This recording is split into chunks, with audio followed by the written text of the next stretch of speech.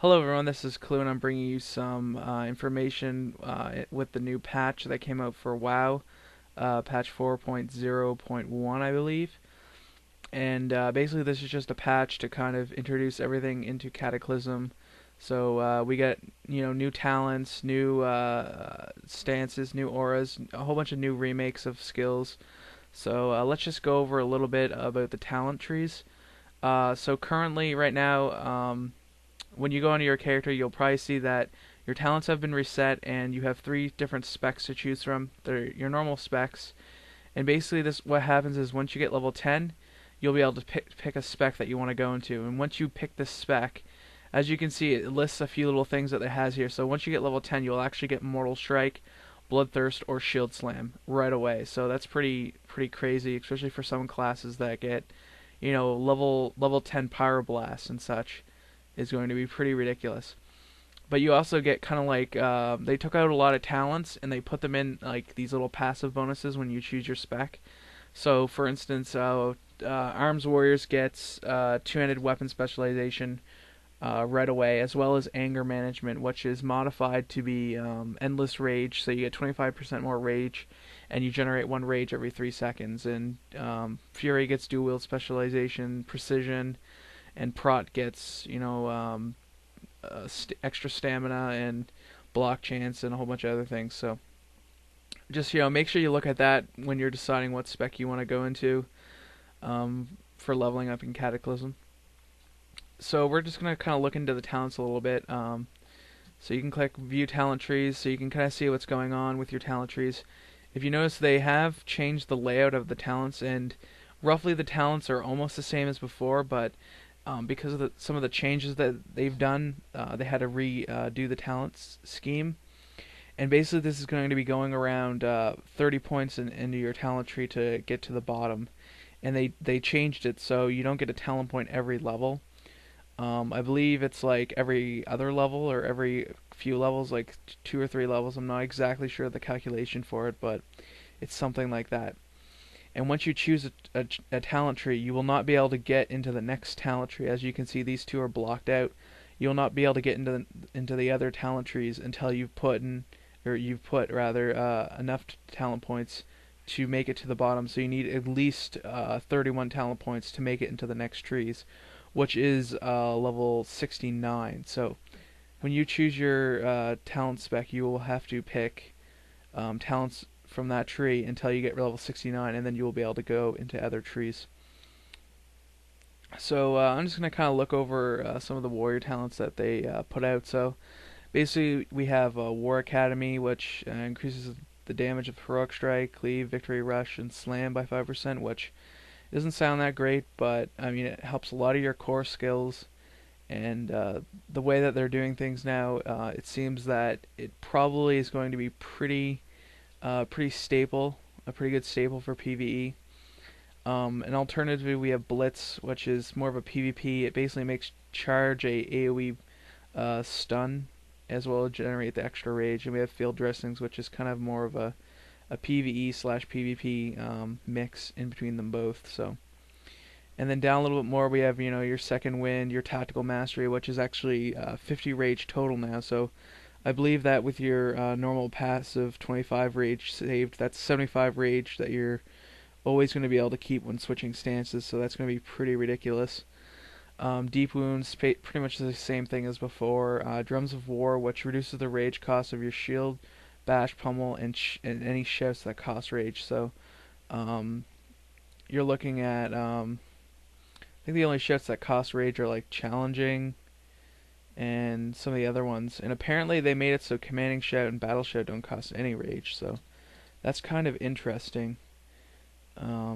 Actually, they changed those around a little bit, but I'll go into those a little bit later. And Impale, which basically does the same thing, except for I think they limited it a little bit. It only affects Mortal Strike, Slam, and Overpower, so it doesn't affect Heroic Strike or any other abilities. It just affects those three. And then we have Improved Hamstring, which I found to be pretty interesting. So basically, when reapplying Hamstring, if it's already on the target, I believe, you immobilize them for 5 seconds. So basically, you can basically hamstring spam someone and it will immobilize them for 5 seconds. And putting additional talent points in just reduces the internal cooldown from 60 to 30 seconds. So that's a pretty insanely good PvP talent, especially if you do that and then do a Blade Storm on top of them right after. And we have our normal sweeping strikes, and we have Taste for Blood, which is basically the same, but basically they took Taste for Blood and they improved Overpower and just made it into one talent. And that's what you're going to notice. A lot of your talents, well, they did reduce the total number of talents that there are per spec. Fundamentally, you'll pretty much have the same thing you had before. They just combined them. And then a little bit further down, we have Deadly Calm, which is pretty interesting. Basically, for the next 10 seconds, none of your abilities will cost any rage.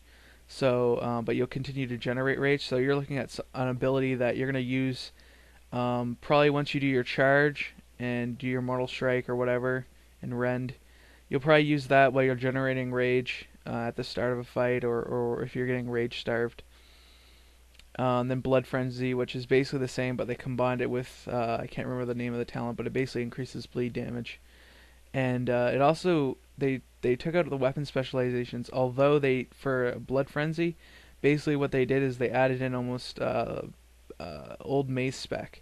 So basically your attacks have I think a 10% chance to generate 20 rage. So that's kind of different. And improved slam, basically the same thing as before, but they made it a little bit better, increasing the damage of slam by 10% per point. So you're looking at 20% with just improved slam talent points, and then you're looking at another 15% from War Academy. So that's a pretty substantial amount. Plus the glyph increases your critical strike chance with slam by 5%. So that looks like possibly slam's going to be entering Arms Warrior DPS rotations in PvE. And then we have Juggernaut, which is basically the same thing as before, exactly the same. Basically lets you use charge in combat and increases the cooldown of charge by 5 seconds. Makes your next slam, Mortal Strike, have an additional 25% chance to critically hit. Then we have this somewhat new ability. It's called Lambs to the Slaughter, and after dealing a Mortal Strike, your next execute, Overpower, or Mortal Strike will cause 10% more damage. And I believe that stacks 3 times. Let me check this out. Or maybe that wasn't it that stacked.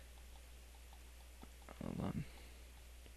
Oh no, it's 30% more damage. So basically you're looking at you being able to do continuously high damage output after every Mortal Strike, which I think is only on a 4.5 cooldown. And we have Sudden Death, which they changed around quite a bit. I'd say that the old one was almost better, but with it really depends. I haven't really seen Colossus Smash. I've yet to train it, but by the looks of it, it's almost like a new I win button, and basically this gives your attacks a 6% chance of resetting the cooldown. I believe that ability has a 1 minute cooldown, and basically what it does is for the next 10 seconds, all your attacks ignore 100% of their armor. So it's definitely an ability that could come in useful, especially when you're trying to get that burst down on, in PvP, but I'm not sure if it's going to be picked up by that many people in PvE. It really depends. I'm not sure how much more useful this is compared to some of the other talents that are available. And it also makes it so after you use Execute, you will keep at least 10 Rage. And then going down, we have Wrecking Crew, which is basically the exact same thing as before, but it's quite a bit nerfed. It only procs up Immortal Strike critical hits, unfortunately. So normal critical hits will not do anything at all for that. And then we're looking at Throwdown here, which is a new talent that they gave Warriors. And for all intensive purposes, it's actually basically Concussive Blow, but for Arms Warriors. By the looks of it, it just doesn't do any damage. So it's like 15 rage, 45-second cooldown versus a 30-second cooldown on Concussive Blow. Stuns for 5, stuns for 5s, but Concussive Blow does like damage. So it's basically a Concussive Blow for Arms Warriors. So you're definitely going to be using that in PvP a lot, because you're going to be using that and then doing a Blade Storm on top of them, or even, you know, do improved hamstring on one guy and then throw down his ally that happens to be right next to them, and then pop sweeping strikes, and then do blade storm, and then they basically just get destroyed. In blade storm, from what I can tell, I'm pretty sure it's exactly the same as before. So that's basically the arms talent points overview right there. And for Fury, you basically just get Bloodthirst at